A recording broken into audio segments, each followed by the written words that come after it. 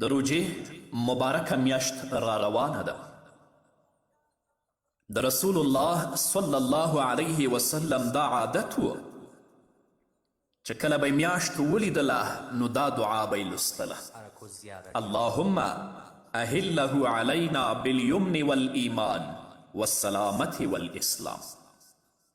یا الله دا میاشت من باندې د خیر او برکت، ایمان، سلامتیا او اسلام سره تیره کړي.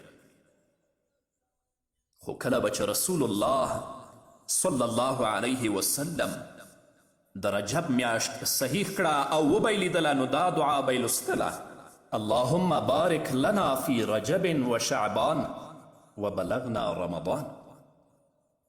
یا الله زمونږ دپاره د رجب او شعبان میاشتو کې برکت واچوي او موږ رمضان ته ورسوي.